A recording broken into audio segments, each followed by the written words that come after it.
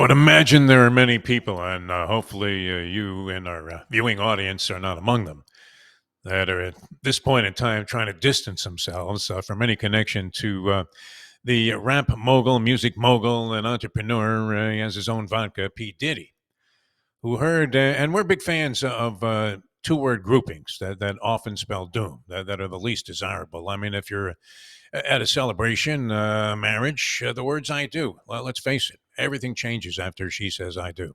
Two-word grouping, I do, negativity. You're in a restaurant, two-word grouping that you don't want to deal with, market price. Hey, well, where did you buy this shit? You want to know right away. If you're at a craps table, are there any two uglier words than seven out? Even the way a guy can have a high pitched voice. He happens to be the stick man, and you see that four and a three, and it wobbles for a while. You had the hard eight, you were stacked in there, and then like a dreidel, spins around there and lands on the wrong number there, 4-3. And all of a sudden, this guy becomes like a baritone. Seven out. It's ugliness. If you're at the racetrack, what are the two ugliest words you can hear grouped together? Steward's inquiry. But if you're in court, like P. Diddy was, no bond. I mean, hopefully none of you guys are on any of those lists, but we're going to engage in more joyous stuff here as the degenerate world has been absolutely fascinating of late, and we have another full slate of NFL games on tap here. Begins tomorrow night with the Jets and the Patriots. Jets favored by 6.5. And on top of that, college games that our guest on today's show, Troy West, who we're going to bring into the program here, Troy West, the great Troy West. He gives me a call last night and says, do you have any inside information on this? Are you tapped in, tied into the program and all? What is your feeling about a certain game? And my answer after doing some research would be, it depends who you talk to. Troy, how are you, man? How's everything going? Good to have you on the show. Hey, doing great, doing great. We had a 2-1 for you guys last week, and I've got three more winners for you this week on the show. So I'm looking forward to burying the bookie this week, without a All right. doubt. Yeah, and Bury Your Bookie brought you, of course, by Bet Online, the world's most trusted betting platform. Your number one source for everything football. Bet Online has every stat, every matchup, even live odds while the game is taking place. I know you like to indulge in that. They have all kinds of contests where you can make money all day long if you can have any kind of a feel for what's going on. After the games are over or even during it, you can go into their online casino. You can play poker. You can play blackjack. You can play over 150 slot games that they can have you set up on. Head to the website today to get in on all the action. Bet online. The game starts here. All right, a lot of stuff to talk about here, Trey West, on the program. Good to have you on, and congratulations. A winning week. In fact, overall last week, we were killing it because we went 6-3 on our Degenerate Friday with a combination of Mark Lawrence, who you might be familiar with, playbooksports.com. Longtime world championship handicapper, going way back to like some of those original contests, those pick five contests. I think he won more than one of those. So a real good handicapper. And the professor, they went a combined 6-3. So what is that? That's 8-4 for the week. You're batting 667. No, you're batting 667. Not bad. Sure, Knowing why? most of the viewers, though, they probably did a 12-team parlay and are looking for you. So I wouldn't. Let's not congratulate anybody unless they actually won. We're probably gonna have someone at our doorstep here soon, assuming that the 12-teamer didn't hit. You think this is circulating? I was talking about this P. Diddy thing just briefly, and two words that are grouped together that you never want to hear, that usually just spell negativity. No bond would be among them, but the other two might be for the people that are involved in this case, unfortunately. They're probably thinking, what? He's talking? that's that's not a good circumstance either. All right, we were talking last night. I don't know if you want to get into this the Florida State California game, and you were thinking about maybe really emptying out on this thing. I mean, we're talking about the mortgage, the car, maybe even one of those deals where you're going to perform. A long-time loyal service to somebody for Yeah, uh, this is all you know true. This is all true. for the amount of money that you wanted to wager on this ball game, and you were looking at Florida State and California, you're thinking California is a bit of a fugazi team at this point with their 3-0 record and their 21-point victory over San Diego State. Yeah, this is a team, Florida up here in Berkeley, Northern Cal. 3-0. I get it. They're well coached. I know the coach well, Justin Wilcox. He was with Oregon for a long time. He was Washington defensive coordinator, longtime defensive coordinator. Now he's been at Cal for a long time. He's tried to take the leap to bigger programs and just hasn't gotten off of the jobs. They're off to a 3-0 start. They beat a bad UC Davis team. They beat an Auburn team on the road, which I'll tip my cap for that. It's never easy to go into Auburn and win. And then they took care of business last week in San Diego State.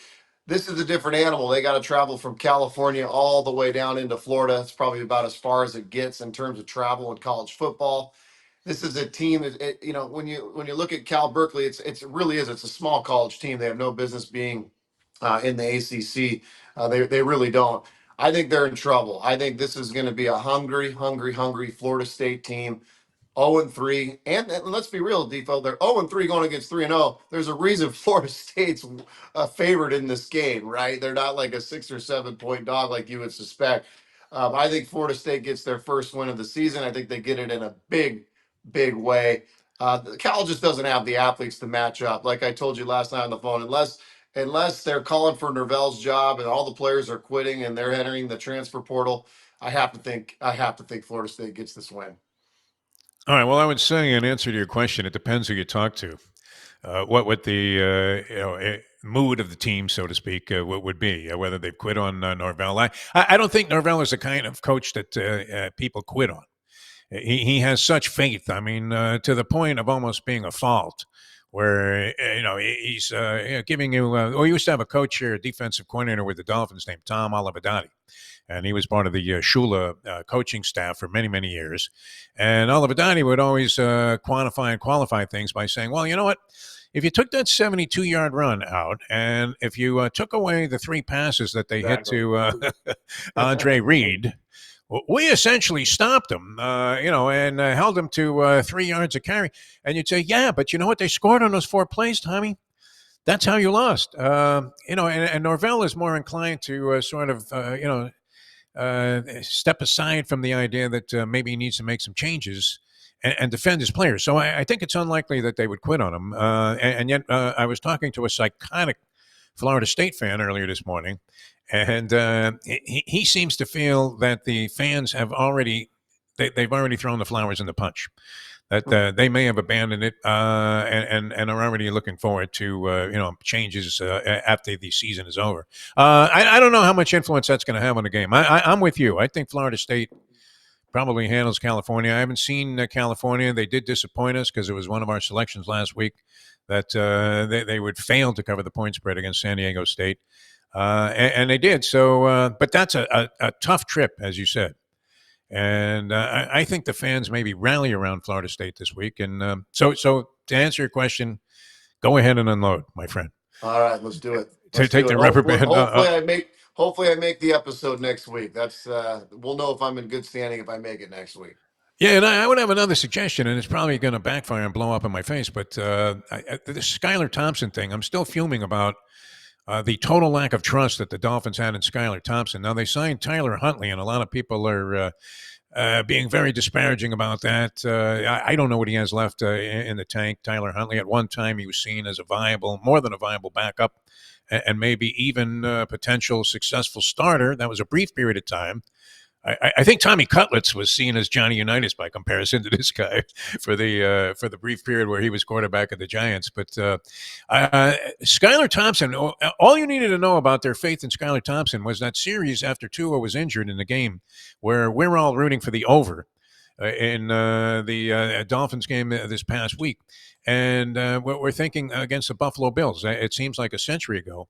But Thompson gets the ball, and here's this innovative coach, Mike McDaniel. He's supposed to be this freak, like he was drawing up the plays as if he was listening to the Grateful Dead while he was, tripping on acid. And he hands the ball into the middle of the line to get stuffed on 2 consecutive plays, puts the guy in a completely compromising position, and then the rest of the game, they never let him throw the ball, even though they're hopelessly down 31-10. Well, what do they have to lose by throwing a couple of picks? Nothing. So I think a play against them, and they travel to your turf. Are you going to the game, Troy West? Seattle and the Miami Dolphins. Yeah, will not be at that game. It should be a good football game. I'm with you. That one was a weird line. I think, what is it, 5.5, 6? Ooh, that's a lot. I mean, you're seeing these 5.5, 6 point dogs cover like crazy in the Yes. NFL. Seattle is off to a good start. They're 2-0. They did have to sneak one out in Foxborough in overtime last week. Yeah, I'm with you. I think this is kind of, for me, it's a wait and see, right? Let's see what Tom's, he's got the weapons without a doubt. Let's see what he can do. But I'm with you. I don't know. I just don't think he fits that offense well. I thought they'd make a trade for a Bryce Young, perhaps a Jameis Winston, somebody that can sling the ball around. That's what Miami needs. Even if he's going to throw 3 or 4 interceptions, get somebody that can sling the rock around the field a little bit. I'm not sure Skylar Thompson's that guy. For a brief moment here, there was a movement to have him be the starter. He came in and, typical of backup quarterbacks in the National Football League, had some success, and immediately there was a fan revolt. And it was all over. And now with social media, I mean, they were join the group. Skylar Thompson should be the starter. But then he reverted back to being Skylar Thompson, which Yep. what was of scrub capacity. I would almost rather see, and this is maybe before your time of watching the NFL, the old stroker, Don Strock, come in, where he would come in for David Woodley, who was kind of a college type quarterback in a Shula offense, and he'd have a cigarette dangling from his lips as he was back there chucking the rock. And you would say, wow, this is a case where the backup quarterback comes in and it's actually an asset. But yeah, this I think is going to be a disaster. I saw that line at like 4.5, and was it as low as 3.5 at one point? It was. Yes, it Yeah. was. Yeah, it's climbing. Seattle, tough place to play, and they're off to a good start. So it will be loud. It will be loud at Lumen Field. Thompson's going to have to be ready for that. But I think we're looking at somewhat of a shootout. I really do. I think this is going to be a high scoring affair. I do. All right, we have a lot of things happening right now. There must be much on your plate there at Troy Winds, because you still have very meaningful baseball games. We had a wild one here in town last night with Shohei Ohtani and the Dodgers in town here in South Florida. They take on the Marlins and at minus 195 lose to the Marlins. The over under was 9.5. They scored 20 runs in the ball game. And the Marlins were throwing a guy out there. I mean, there was no way you could have made a case for him. A guy named Darren McCann, who pitches to a 7.64 earned run average. I didn't even know he was on the team, and I live here in town. And you had Ohtani trying to make baseball history with the 50 and 50. He did have a home run in the game, and yet they go down, of course. As we've got a lame duck manager, the guy, even though he was a manager of a year ago, Skip Schumacher, he's already said, "Fuck these guys, I'm out of here." Yep. And they're just playing out the string in a miserable season where the under players were dancing to the windows in mid-July for the season total of 79, which they're not even going to come close to. And it was clinched. That was probably one of the earliest clinchings on a season prop bet that I've ever seen. But yeah, I mean, crazy stuff going on in baseball, and you would think that the likelihood of the Marlins winning 2 in a row over the Dodgers would be 0.0, Mr. Blutarski. But what are you looking at between baseball, college football, and the pros? What do you have for the fans this week, Yeah, Mr. I'll give Troy you West? guys three more winners, guys. 2-1 last week. I'm actually gonna give you guys the Thursday night football game tomorrow. It's probably gonna be a public play, but we're due for one of these. Give me the Jets -6 or 6.5, I believe. Give me the Jets at home. This is a Jets team that finally, got a nice road win last week against Tennessee. They get to finally get a home game. The place is going to be rocking. New England on the other side. I think this team's extremely fraudulent. They lose the game last week at home to Seattle in overtime. I think they're going to be beat up. They're tired. They've got to go the short week into New York. This is a New York team, I think, that gets the job done tomorrow. So give me the Jets. I think they win this game like 27-13. Give me the Wow. Jets minus the points. Game number two, we'll go back to that Florida State game. We'll make that official. Florida State -2, might be -2.5 now, but Florida State -2 or 2.5 at home. That's a 4 p.m. Pacific kickoff in Tallahassee. So give me the Seminoles there, and then last but not least, I'm actually coming back out here to Washington. Washington -10.5 at home against Northwestern. Washington loses in the Apple Cup last week, a devastating loss. They lose on the final play of the game on the 1 yard line. Northwestern comes to town. This is a really, really bad Northwestern team. Washington's going to be hungry. It's only 10.5. I think Washington wins that game handedly, like 31-17. So those are my three picks for the viewers, Defo. All right, we got the Give me the Jets. Yeah, go we ahead. got the yep. Jets -6 and a hook on the Thursday night game against a Patriot team that you would have to say has maximized whatever effort that they're capable of, based on the fact they supposedly have among the worst personnel on any roster in the National Football League this year. FSU laying 2 at home, or 2 and a hook to California, a team that comes in at 3-0, the direct opposite, the antithesis of what's happened with Florida State. And the question was, has there been some sense of abandonment either internally or from the fan standpoint? The Florida State fans, they're not as fickle as some, universities or college programs might be. I believe that they'll, if they get a little taste of the possibility of a victory, I think they'll be, well behind them and solidly behind them. Although that's not necessarily the case in Michigan right now, where I was talking to somebody who still had to reduce the price of his tickets for the USC game. So they may have thrown in the towel there in Michigan. Did you have a thought on that game? It doesn't have to be one of your designated picks here for the record. But Sure, yeah, we'll make it official, but I actually correct. I've got a good buddy of mine. He's actually worked for the company of Troy Wins, a big alumni out there in Michigan. He just actually told me this is just a bad team. He said the roster is yeah, brutal. The quarterback's terrible. quarterback situation is brutal. I think they're going to the backup this week. That line's low, which scares me a little bit. It's kind of like that Texas line. Texas was -7, and that thing climbed up to 8, and they went in there and blasted them. This is a good USC team, loaded with talent on both sides of the ball. Lincoln Riley's a great coach. I would think USC would blast them, but boy, that line kind of says stay away. I'm not sure why it's so low. All right, and a couple of things I wanted to get your thoughts on in the pros. The Ravens, 0-2, destroyed everybody in survivor pools all around the country. It was the second week in a row the largest spread fell straight up. We did see that straight up the underdogs won 8 of the 15 games that we were looking at, and they were 9-5-1 against the point spread. So the dogs were barking this past week. The Ravens go on the road. They're favored over the Cowboys by 1.5 points. How strange is that line to you? I know the Cowboys laid an egg against the Saints.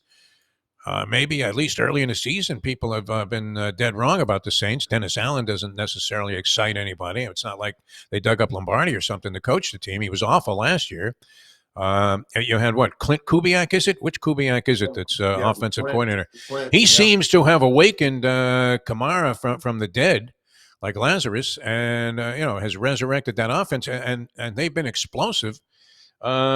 Do we just discount that the Cowboys ran into a juggernaut, at least an early season version? How are they underdogs at home, where they won 16 straight prior to that loss to the Ravens, who really don't look too sharp this year? Yeah, this is a head scratcher without a doubt. I would definitely lean on the Dallas Cowboys to bounce back. We'll see, but they do struggle with these type of quarterbacks that can run the ball. They seem to struggle with the big power run games. We'll see if Derrick Henry finally gets let loose. He hasn't been let loose, and they're getting a lot of grief for how they're using Henry. But I'll truly tell you, Defo, after watching the Ravens the first 2 weeks, that is not a very good football team. I mean, let's be real. They don't have a whole lot of targets. Zay Flowers, a good solid receiver, but he's not a true number one receiver. After him, I mean, you're bringing in, CFL free agents. Likely's been a nice piece at tight end, but I think Mark Andrews' career is washed up. I think this guy's ready to retire. Their offensive line's banged up. Defensively, they lost their defensive coordinator, who's now the head coach for the Seahawks. So I don't. I told people after they lost to the Chiefs, I don't know if this Baltimore team's a playoff team this year. I really don't. And if they go to 0-3, I think their playoff window is really shrinking. So this is a big game for both teams, but I would lean Dallas getting the points. I think they're going to bounce back. Boy, the Ravens, like I said, they just haven't shown me anything in the first 2 weeks to believe that this is a really good football team. Yeah, some real curious lines, including, and I mean, after scoring on 15 straight drives to open the season, the Saints are only laying 3 to the Eagles, who gagged on Monday Night Football, and now come off not the most excessive of short weeks, but still a short week nonetheless. And the Saints are only laying 3 points in that game. It seems like they're going to be really hard to stop. Another head scratcher for me. I would definitely lean with the Saints, but the Eagles, obviously, this is a dang good football team, but I hate the way that they lost Monday night. It's one of those ones where the players, I think, already So have ugly. some doubt, right? They have some Yeah. doubt in Sirianni, and here he is again, kind of. I don't want to put all the blame on him, but they choke away another football game. This has kind of been his MO over the last 10 to 15 games. And like you said, the Caesar's Palace Dome is going to be rocking on Sunday. I think this Saints team has some like big hopes that this is going to be a team playing for a Super Bowl. I mean, let's be honest. They have passed the eye test the first couple weeks. This is their first, I think, real. I don't want to call it true test. Dallas was definitely a good test, but this is kind of like, okay, are we for real or not? Saints only -3. I would take the Saints. Short week for the Eagles. Eagles got to flush that loss. Saints are riding this high. Hopefully, the Saints don't have a hangover. Sometimes you beat up a team like they did beat up Dallas, and then they Yeah. show up the next week and lay an egg. But boy, I would lean on the Saints this week. Pretty incredible what they've been able to accomplish so far. And when you're looking at the other side there, Philadelphia Eagles, was that the biggest disgrace? We were talking about this yesterday with our good friend Scotty M on a show. Vic Fangio, there was a time prior to last season when he came to the Dolphins that people around and these NFL insiders, where Schefter and Rappaport were all inferring, oh, wow, the greatest acquisition of the offseason was Vic Fangio to become the defensive coordinator. Look what he has to work with. And after one season, he walked away because he's still going old school. But for a guy that was of that level of distinction, where people thought this was such an important move, to go to the Eagles and then play that disgraceful, was that even a prevent defense?